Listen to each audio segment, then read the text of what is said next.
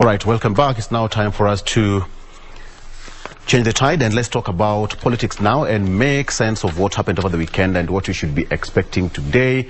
Now that Honorable Raila Odinga is also set to name his running mate later this morning. That's around 11 a.m. at the KICC, at least according to what he said yesterday.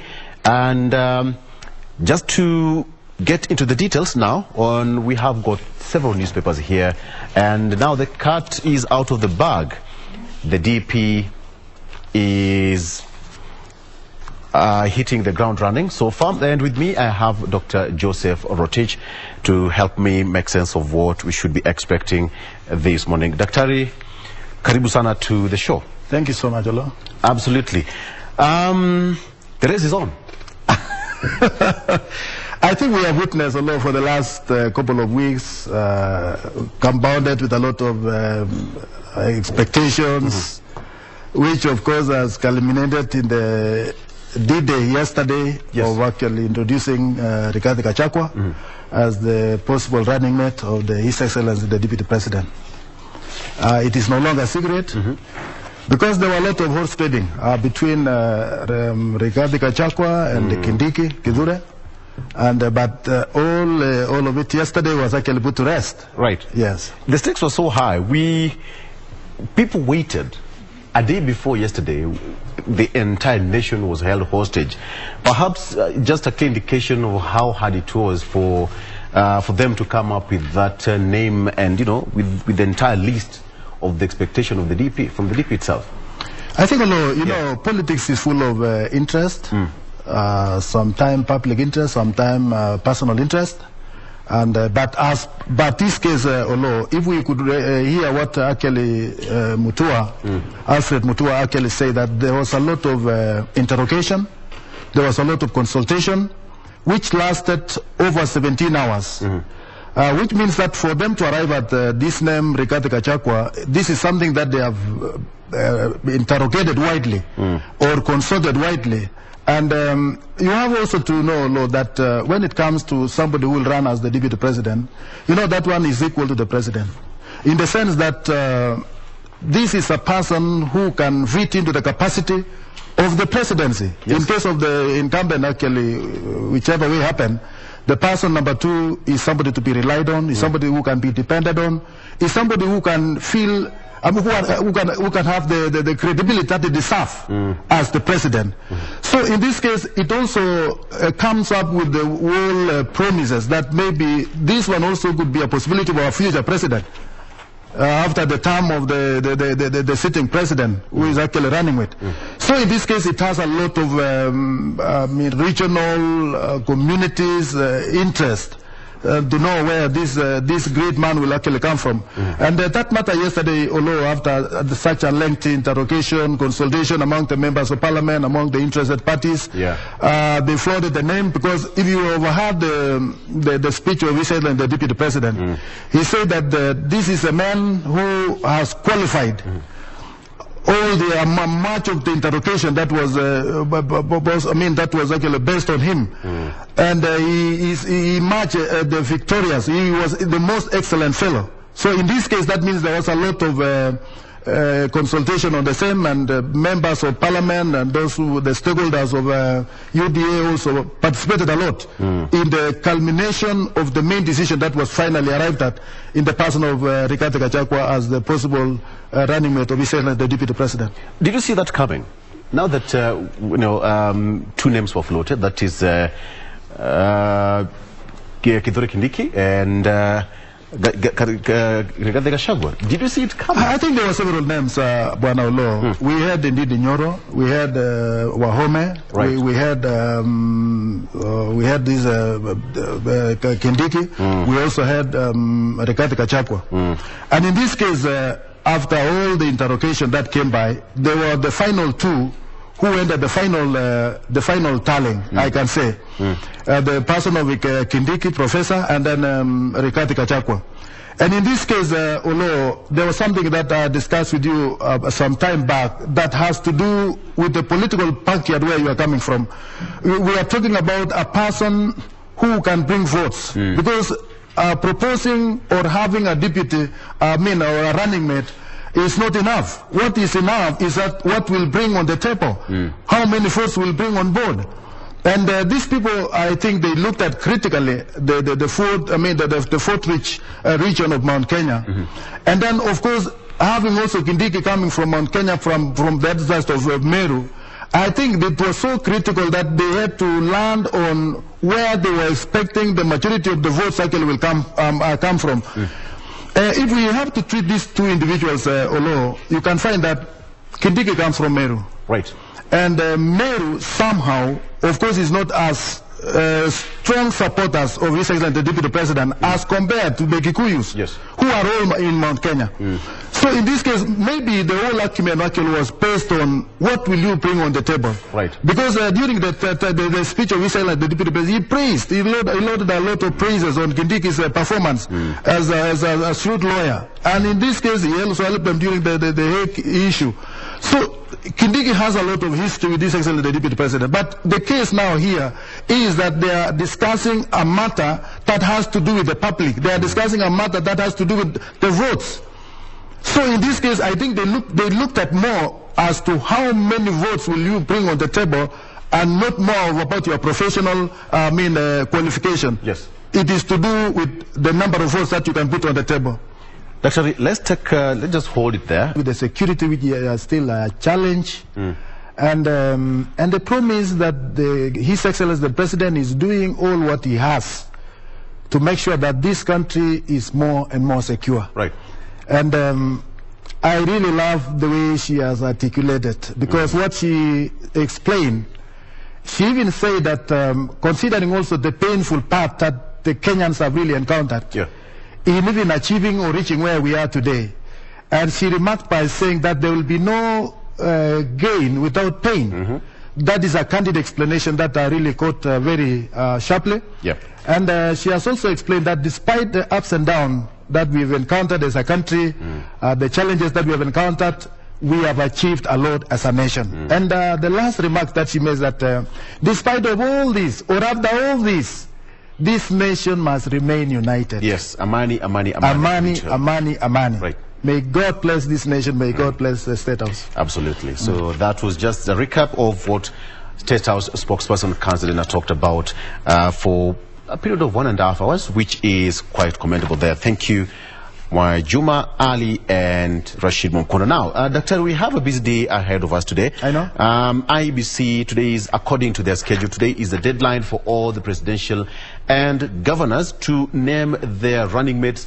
Today is the deadline that they should be submitting the names to the IEBC. Thereafter, a lot of processes will also be taken into consideration. But then now, it's going to be a busy day for IEBC, Dr. But then the most important news we're waiting for today is Raila Odinga naming his presidential running mate. What we saw yesterday is now they say water under the bridge, but we cannot wish it away, as they might say it. But then, what should you expect moving forward? Because we are the steps of KICC. Something that we've been anticipating for some good time now. Issues to do with running mates. Yesterday was the culmination of His Excellency the Deputy President to name his candidate, which he actually did. And today is also a big day for Right Honorable Raila Odinga. And this is something that has been under a lot of speculation, Bwana, bearing in mind this man called Deputy President will carry a whole weight, because people look at that person as a potential president of the Republic of Kenya. So you don't take that person lightly. So when you think about this day for Right Honorable Raila Odinga to mention or tell us or inform us about this running mate, it is something that the nation is waiting and with a short breath that they want to know what could be. But on the other side again, we have read at length that this deputy presidency would be a preserve of Mount Kenya region. I don't know how far that one is true. It remains to be seen, because of the issue of the rich regional vote rich region, and all of these aspirants actually are eyeing to see how they can really rally the support of Mount Kenya into their own quest for presidential bid. And in this case, I'm looking forward to seeing two people here. We have had His Excellency Kalonzo Musyoka, who has been vibrant, even though it has not been easy for him. Yes. You have the kind of challenges that he has also encountered. And then again, we have people like Senior Counsel Martha Karua, who is also eyeing the same. And considering the way His Excellency the Deputy President actually did, Mr. Olo, I have a lot of anticipation that these presidential aspirants would actually go to those people, I mean, who would bring in the votes, and also the kind of loyalty that they are investing in these people. Right. So what I'm really anticipating is that Raila may end up also having somebody from Mount Kenya. But then, when you look at the move that Deputy President made yesterday, picking Rigathi Gachagua, so we have who is most probably the match to Rigathi Gachagua from Mount Kenya, based on the list that submitted to Honorable. You see, Olo, if you have people like Waiguru being on the side of the Kenya Kwanza, you have people like Ndini Nyoro and all those other, even Muturi himself. Yes. Because the possible people whom I have seen, these are guys who are very experienced of the caliber of Muturi, the speaker. But now on the other side of the divide, having also Martha Karua, having Peter Kenneth, having the likelihood of Kalonzo Musyoka, all these people are heavyweight in their own rights. And the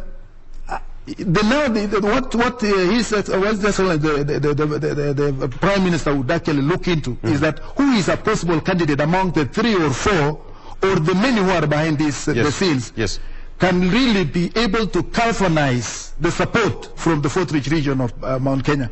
And that is it is actually something that is very difficult to guess. If you would have given me a vote, maybe I would have voted for Senior Counsel Martha Karua, who has stood very tall as far as the moral uprights or political terrains in this country is concerned for many years.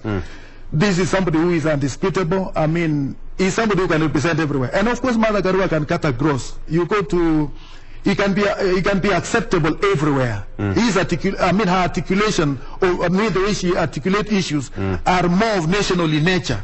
It is not intertwined to a regional or community based. Yes. So this means that this can put her in a very good position as also a bait to bringing more votes to Right Honorable Raila Odinga. Don't you think Raila Odinga will make a surprise move? I don't see. You see, politics, although is based on opinions, it is based on what people say on the ground. And it is based on their perceptions. Right. And in this case, the Right Honorable Raila Odinga, of course, is one person who has a lot of experience. And using also the information, the intelligent information that is actually reaching him, he would also be having he will take an informed position as to who is a likable candidate who, if actually selected or elected, will come in with votes. And although you cannot just dispense with the issue of votes, the issue of somebody who will come up with votes. And the reason why these people are eyeing this particular region of Mount Kenya is because the Kikuyus alone is almost 4.5 million. Actually, according to the statistics, around 5-point-something million right now. Yes, you can imagine. And then when you now go to the other parts of Mount Kenya, you talk about Mount Kenya East, you talk about the Meru people, and these are things that must be considered by any candidate who is serious of winning the number of votes in that particular region. So you must look at the content, how the person or the caliber of the person that you are bringing on board will mean to the majority of the votes that who are actually behind the person. So those are some of the content. And of course, you cannot miss the total loyalty. Right. You see, we are still Africans. When we talk about loyalty, yesterday we had Mr. Murkomen telling the Deputy President that We have not have this person so that is going to worship you. He has to serve the people. He has to give you the lead. To give you the rich, the information and pieces of advice that will make this nation great. So in this case, one also must look for somebody who has a credibility of having a stand, or who is principled and who has been tested on the ground to be able to deliver as the next deputy president. Dr. Let's go back yesterday. Senator Kindiki was absent. And, his absence was quite, it was loud. People saw it. And later on, the silence was also deafening. But later on, he sent out a statement and he said, I'm eternally grateful to all those who supported and vouched for me to be nominated the UDA and Kenya Kwanza deputy presidential candidate in the elections scheduled for 9th August 2022. Now, following the decision taken by my party and coalition regarding the matter earlier today, that was yesterday, I will make my official statement in public tomorrow, 16th, meaning today, 2022. God bless Kenya and thank you all. That is Professor Kithure Kindiki. What do you make of his absence, having in mind that all other candidates who vied for the same position were there? I think, this is something that it really tells what really transpired in the corridors of Karen. Because when you are told that these people had to transact the business for 17 hours, there must have been a lot of consultation and more of horse trading as to who would be the preferable candidate to suit the deputy president, the deputy as Ruto. And in this case, what I've read in the papers, is that majority of the members of parliament who were seated there were actually in favor of Kindiki, Professor. And even some people have alluded that there was some voting whereby Kindiki got something like 23, Rigathi Gachagua got 4, and then Muturi got 2, and then who got 1. Something like that. Yes. And in this case, if such a thing ever happened, we cannot really tell how did they arrive at Gachagua at the end. So, and then a lot of people have spoken, Nani, that the Kindiki left actually because of maybe he was discouraged by the approach under which this thing was done, and then even but what these people came out to tell us after the meeting, Mr. Olo, talk of, if you listen to talk of Duale, talk of Murkomen, the talk of Mr. Mutua, the governor of Machakos. The governor of Machakos actually displayed what was really happening, is that it was very democratic, that the whole thing was done in a very open manner, and that now he is free at last to speak his mind. So there were a lot of mixed reaction, mixed reporting from what really transpired inside, but all the same, what we are actually looking at is the culminating figure of having how they arrived at actually choosing Rigathi Gachagua as the preferable and the most preferred candidate to suit the deputy president position. But only said and done, Buanolo, there is something that I discussed with you over phone, and this is something that I told you that much of what will be considered is not about how good you are, how professional you are, but much of what should be considered is actually the votes that you will come up with. You hear about Mudavadi, you hear about Wetangula, they were asked that, yes, we are assuring you about the 30% positions, but you must deliver. Are you saying that you must deliver this percentage? It's alleged. Yes, so those are some of the things that we are reading on the newspapers. We don't know how far that one is true. Yes. But going also by the issue of Rigathi Gachagua, this is a hybrid man who is both an administrator and also a politician, a shrewd one. And the way he has been fighting his battles, I can easily tell you that this is a guy who can deliver. And if we were in the government of His Excellency the President Uhuru Kenyatta, whereby he had to stretch his hand towards the CS Matiang'i to help him in administering some of the implementation of projects, especially those touching the national government. And because His Excellency was actually, he wanted a person who could implement directly, without any hesitation, and that is why he was able to achieve what he has achieved. Yeah. Now, what His Excellency the Deputy President, what he has done, he has brought in a person who combines as a politician and also combines as an administrator. And then he also promised that he is going to add more responsibilities to the position of the Deputy President. That tells you the importance and the investment that the Deputy President actually is investing in the position of the Deputy President. Now, the choice of Deputy President to pick Rigathi Gachagua, how is it going to affect Raila's choice? I think these are politicians, although it is not the issue of affecting directly Right Honorable Raila Odinga. It doesn't affect him in any way, because they are floating themselves on the floor of the Fort Rich region, and it will depend on how they will sell their policies, how they will sell their manifestos. In this case, the issue of running mate may not matter so much. What matters is how they will sell their ideas, the manifestos, as a party. But, Dr. it does. No, as I said before, it does. As I said before, the choice of running mate matters here, because when you pick, let's say for example, Rigathi Gachagua, he's considered as a mobilizer, and he's going to bring a bigger chunk of votes. So, having said that, Central Kenya is going to play a pivotal role in the coming election, but then now he's been picked. So how is he going to pick Raila Odinga's choice in terms of either the gender card or picking another person from Central to counter Gachagua?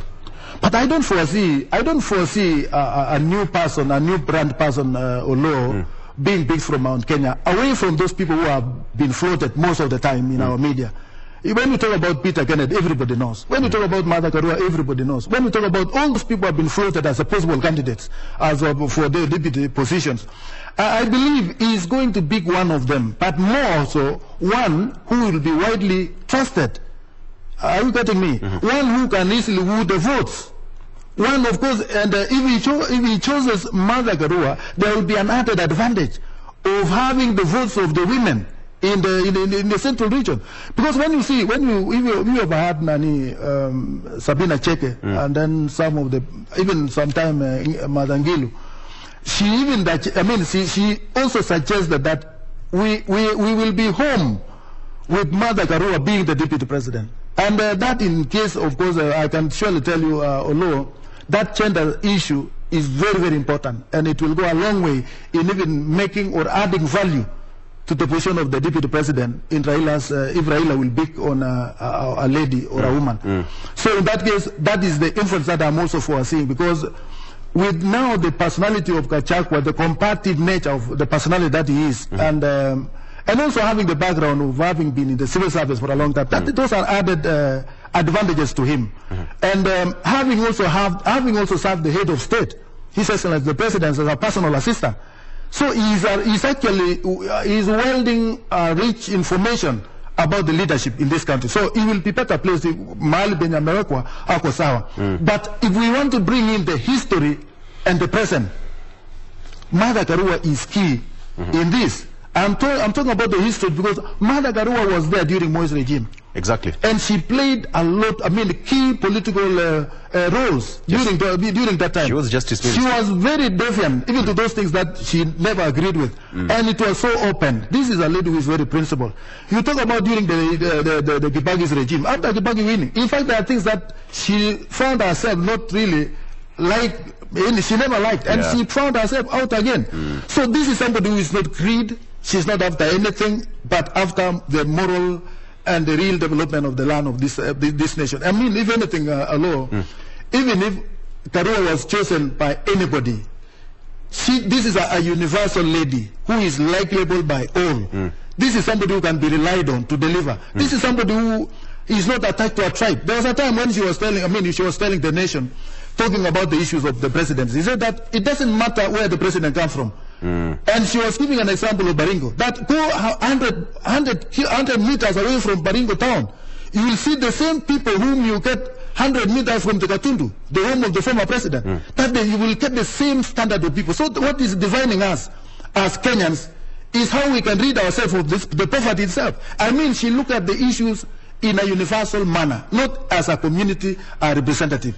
And I can tell you for sure, Olo, the person of Martha Karua, to me, is a person who can be liked by many. But that is to add the women vote into the basket, because we see Martha Karua playing a pivotal role. What about a surprise move? Because it's all on Raila Odinga, Honorable, to pick his running mate. Once a surprise move from all the candidates. We had minus Wiper leader Kalonzo Musyoka, who is actually said to be moving to court or threatening to ditch Azimio and go it alone in the coming election. If he doesn't pick Kalonzo Musyoka as it is right now, or if he doesn't pick Martha Karua, who else? Surprise move? I think, no, and let me just put to rest this case again this way, that the issue of a running mate, although is not, there is nothing called a big surprise. Because the people who, the person who would finally be picked will be somebody who the Kenya knows. Because we are building a perspective, we are building, a notion to Kenyans that they are already aware of. So we don't have a lot of time to sell a new person. He cannot wake up today and say he's going to pick somebody who has not been in the public limelight. So in this case, if the issue of Kalonzo, he could be the best candidate, if I say, let me say this way, or no. You see, when you talk about the votes of the rich, the Ukambani region, it is said that Kalonzo is holding. But of course, when you look at it again, it is widely divided. You talk of those people who are following Mutua, those people who are following Kibwana. You talk of those people who are now following Ngilu. You talk of those people who are now following Kalonzo Musyoka. But in this case, one thing that I could be very sure of, is that still he will make a headway if he appoints Kalonzo Musyoka. Why I'm talking about Kalonzo Musyoka as an alternative is that when you appoint, or when you go for Peter Kenneth or go for any other person from the Mount Kenya region, it doesn't make any big difference because you have just chosen from a particular community.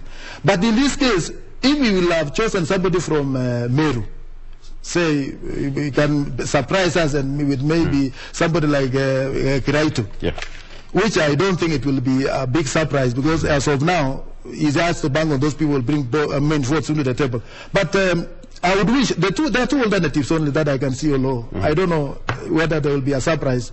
There are two major contestants, His Excellency Kalonzo Musyoka and Martha Karua. But if it means votes, I think both of them can bring on equal measure. Okay.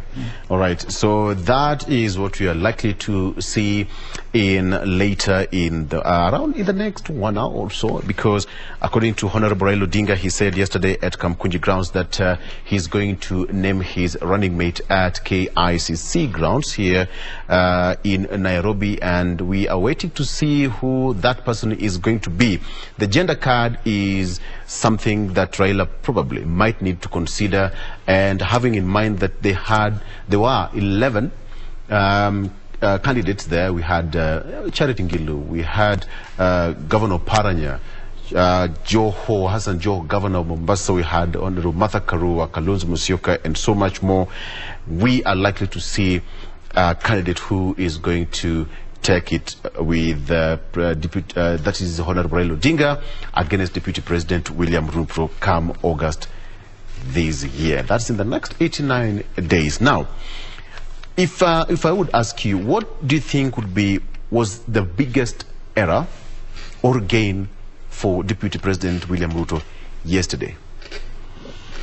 I think, I think I am talking about the positive part of what I saw. No, there's no problem talking about the big error as well, Dr. You see, let me tell you, when you're talking about the person of the Deputy President and the kind of campaign that he has actually put in place, and him, even how he brought in all these politicians who are now on equal measure, the decision of the Deputy President to bring on board and float the idea among all the members of Parliament, and even inclusive of his partners like Wetangula and Musalia Mudavadi, to the decision table as to big as who would be his running mate. I think to me that was a big achievement. Because we would be having a lot of complaints as we are talking today, or even now.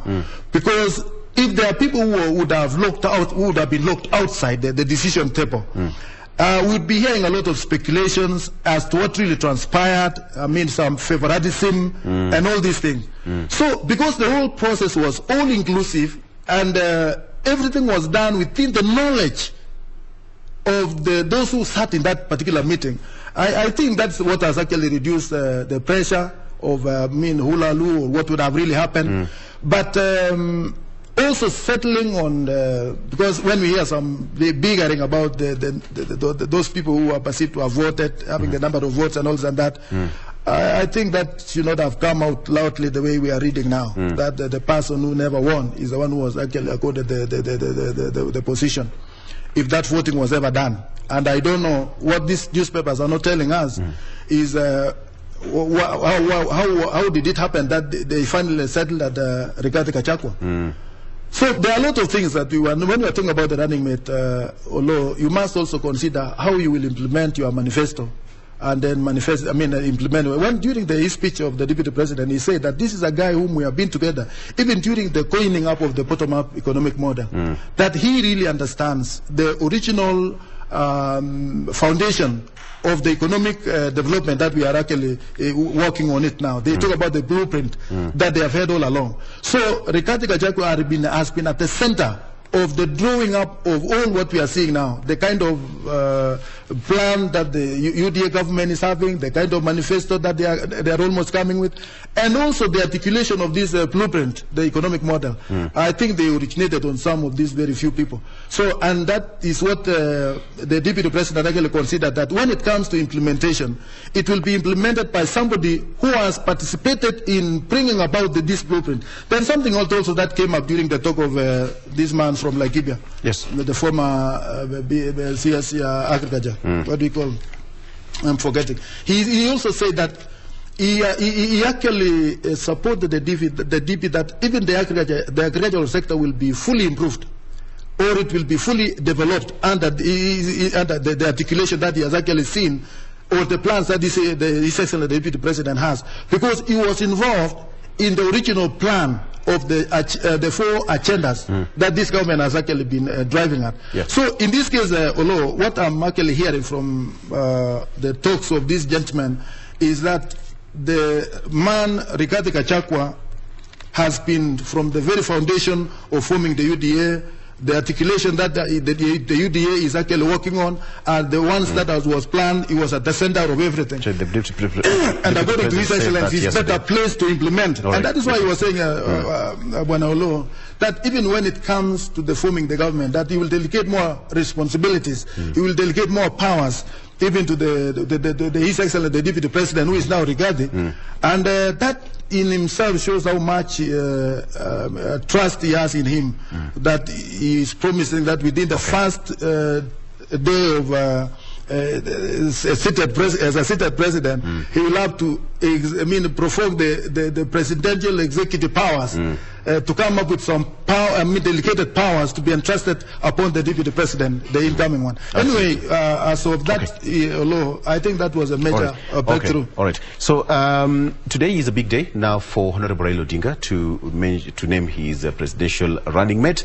But let me ask you this question: what would be the structure of Azimio if Kalonzo Musyoka exited? I think it will be very unfortunate, very unfortunate in the sense that Kalonzo, according to me, is a very promising person. He's an asset to Azimio. Because he's threatening to go it alone. He's an asset to Azimio. An asset means he's not a liability in any way. He was going to come in with votes. That is why you have had people like Kalonzo Jr. They are also saying that we entered into an agreement that we least knew, and that we need to, in fact, they are going to court to get more elaboration on the same. But in this case, I think the Azimio team and His Excellency the President also should work around the clock to make sure that Kalonzo is contained and remain in Azimio. Because to me, he's an asset, he has the votes, and you see, why I'm telling you, even if Karua will be settled on as the Deputy President, and without Kalonzo, I think Kalonzo should also be convinced to remain anyhow, and then some additional work or rather job would be given. I mean, Azimio is rich. I think they have all the ranks and files to fill in. So in this case, I believe it will be a big loss, it will be a minus. And of course, What he has also added, Kalonzo, he has said, he will not associate himself with the Kenya Kwanza. That is what he has openly said. Yes. And he has mentioned issues, which of course I don't foresee a person of that having such a mind joining Kenya. Well, of course that is politics alone. It can be a possibility, because I have also heard the side of the Kenya Kwanza calling upon Kalonzo to join them, which of course they have, their hands are open. So it is politics alone, and politics. What we are actually eyeing for the number of votes that we are going to garner out of the regions that these people are actually coming from, and that is why we must be very careful the way we are handling these people. We don't have to shy away. Dr. Let's take a break, and when we come back, we're coming back for the final bit of this discussion, even as we look forward to that particular moment. And of course, our reporters and our cameramen are already at KICC and are bringing us that function live from the ground. So let's take a break. We'll be right back with more.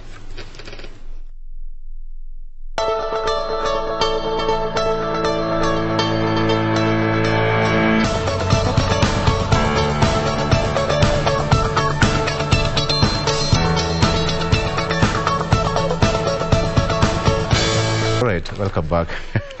Having behind the camera discussion here with Dr. All right, so we are still continuing the discussion here. Dr. There's a question I asked you: what would be the structure of Azimio if Honorable Kalonzo Musyoka exited? Because that would definitely change the whole lineup and thinking and arithmetics of how the whole thing was going to be played out. But then now, if he threatens the way he threatened to move to court to quit Azimio, it means that the lineup of Azimio, as probably which was anticipated by Honorable Raila Odinga, would be completely rejiggled in some kind of way.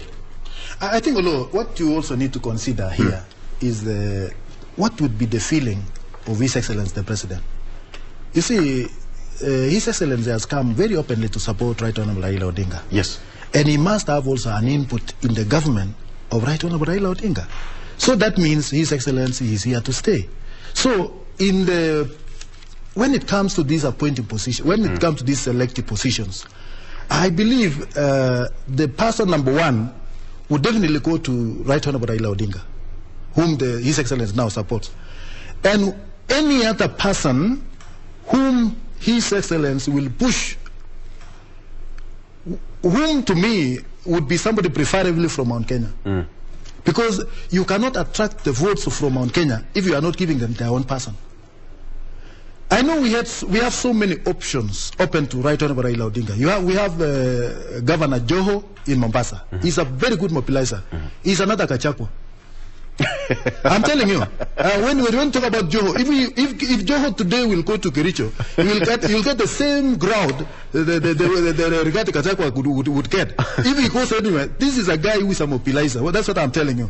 So if we are really going for loyalty and somebody who can articulate issues in the open and somebody who is straightforward and candid, I think Joho is another very preferable candidate. Why do you think so? This might be a secret code. No, but you see, is it because he's young? Now, he's been a deputy party leader. Bull and forth that we are now witnessing. Yes. Of course, if you tell me about if I was the one to position myself as to decide as to who, between now the Kalonzo Musyoka, Martha Karua, and Joho, you see, His Excellency Kalonzo Musyoka has not been very consistent. He's been on and off, on and off. You find today that play has really costed him a lot of his character. Yes. And that it has costed him. And even losing this position is it's a higher possibility than actually getting it. Why I'm telling you is because that kind of inconsistency does not really warrant somebody who would wish to have a leadership in the land. So that keeps him in a very awkward position. And then you talk about the personality of Martha Karua. This is somebody who has stood by herself for all this time until the people actually floated her as the possible running mate. That is when she really opened up her heart. Martha Karua had the choice to choose to work with Ruto. He had also the choice to work with Raila. Yeah. But she chose Raila. Not that she had any bad blood with Ruto, but because of that stand of Martha Karua, she made her mind that that she was going to support Right Honorable Raila Odinga. But in the event also that Raila Odinga think outside the box, that means away from Kalonzo and away from Martha Karua. I think Joho is the most preferable candidate, and that one is an investment. It can never be a liability. Wow. I'm telling you, because Joho, the way she, he articulates issues, this is a person who has a lot of understanding, is brave, is courageous, and is somebody who works upright, and the loyalty also towards Raila is exceptionally good. I'm not seeing anything wrong, because he has stood with Raila also. You talk about people like Obaranya. Yeah.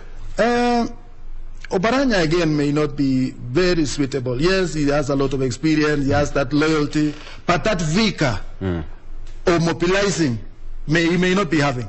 Because even in Western Kenya, you see there are a lot of jostling here and there.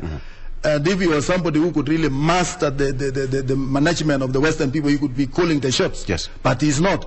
So in that case, if it was my own judgment, I would say Joho is better placed. We have Governor Ngilu. Governor Ngilu also is very good. Governor Ngilu is very good, but I don't know how. She's also a very faithful lady. She has stood along with Raila. I have no problem with Ngilu whatsoever. And what if you are talking about loyalty? She is actually perfect. Talking about the experience from the and then also the gender issue. Yes. I mean, you've had so many ladies actually. They are actually have taken the person of Ngilu as a role model for most of the ladies who have actually come up to leadership. And in this case, she also has a place in the Kenyan politics. I have no problem. She's also a good investment. She can never be a liability. Honorable Tarus hails from Rift Valley, and he also availed himself for the interview for the position of that running mate of Honorable Raila Odinga, and having in mind that they come from the same region with the Honorable Deputy President William Ruto. I think Tarus is a good guy. I've known him for some time. But how does that play for him? But when it comes to politics, he may not have a mileage because you see, Rift Valley is the backyard of His Excellency the Deputy President, and going against him amount to suicidal kind of thing. So and that is a reality because let me tell you, when you talk about the decision that normally comes from Rift Valley, and when they decided to vote for His Excellency the President Uhuru Kenyatta, they wholeheartedly did it, and they voted to man. And when they decided that this time around we are going to vote for the one of their own, which I don't think that is the main reason, but because Ruto is equally a great leader for the whole country, I believe this Rift Valley will vote as a bloc. So Tarus may not get any place to get the votes, and if we are looking for the votes, it may not be available for him. But he's a good guy. Peter Kenneth. Peter Kenneth equally, you see, Peter Kenneth is a very good guy and he's a performer. I've known Peter Kenneth for a long time, even when he was a member of parliament, and he used to be, his constituent used to be ranked the highest as far as development is concerned. And Peter Kenneth, you know, belongs to the corporate world. He belongs to those people who are up there. You see, articulating on issues to do with the young people, it has not been very easy. And he's not a flamboyant guy. He's not somebody who can stoop low. He's somebody who is always right. And you see, with Kenyan politics, my friend, you must be everything. You must be able to address to the youth. You must be able to address to the mothers, able to address to the wazis in equal measure. And for Peter Kenneth, he's a very good guy. But I don't know whether he can be a mobilizer. We have Peter Munya. Peter Munya is very good. He's also very good, but as to the national politics, as of now, I think he's yet to mature to that level. The guy is very abrasive, and you know, when Peter Munya actually go for something, he'll actually go for it. It doesn't mean his word, and that is why I like him. Yes. That is why you see he has actually reformed agriculture, which was going down. And he took over from Nani Kiunjuri, and you see how agriculture has really been made around the degrees of about 360. So in that case, Peter Munya is better placed, but I don't know how far much he can galvanize the national politics. Last but not least, Sabina Chege. Sabina Chege of late has become, I don't know, she's such a good lady. Very flamboyant in her approach, and she's also very beautiful. And that is one added advantage. I'm telling you, politics, beauty is also that. Just have to say that as a qualification. But the most important thing for Sabina Cheke, she's equally a very good mobilizer. She also comes from a backyard, which of course she can easily mobilize. And I would wish people had known about Peter Cheke. They also come from the same region with Rigathi Gachagua. Right. And I can tell you for sure, although this lady, Sabina Cheke, is a very good lady. And she has a motherly heart, and then she has all the qualities of a good leader. And the other day when she offered that she was not going to contest, I mean, it really affected me as a person, because I have liked the way she works. But let me pray that she was opting to get herself out of the election. Yeah. Out of the promise by Right Honorable Raila Odinga that we are going to give you the deputy position. Right. Let me pray that it is that is going finally, to be. Dr. Governor Lee Kinyanjui. Lee Kinyanjui, one thing that I don't know about Lee Kinyanjui, I don't know, when people refer to Kinyanjui as somebody from Mount Kenya, I do get surprised, because Kinyanjui is somebody from Rift Valley. He should be talking the same language with the people of Rift Valley, even whether he's talking about the Asimio. I should be that, but when he's being referred to as Mount Kenya, I get somehow jittery, because he's our man. He's from Rift Valley, and he's better placed. And I tell you, Olo, if Raila would settle on this gentleman, Lee Kinyanjui, I know him. He's a no-nonsense fellow. He's a very articulate fellow, and he's very smart, and he's non-controversial. So you cannot question his loyalty towards His Excellency Right Honorable Raila Odinga. And that I know for sure. Yes. Kinyanjui can make it. Absolutely.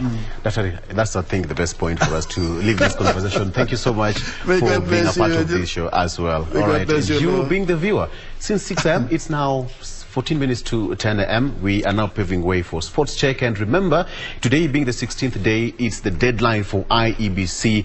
All the governors and presidential candidates to name their running mates and submit those names by close of business today. That is 11:59 as per the IEBC timelines. And the big news today is that of Raila Odinga naming his running mate at 11 a.m. at the footsteps of Kenyatta International Conference Center, that is KICC. So our cameras and reporters are there, and you'll be getting all that in our subsequent bulletins. All right, on behalf of the entire crew, thank you for watching and have a good day. Bye-bye.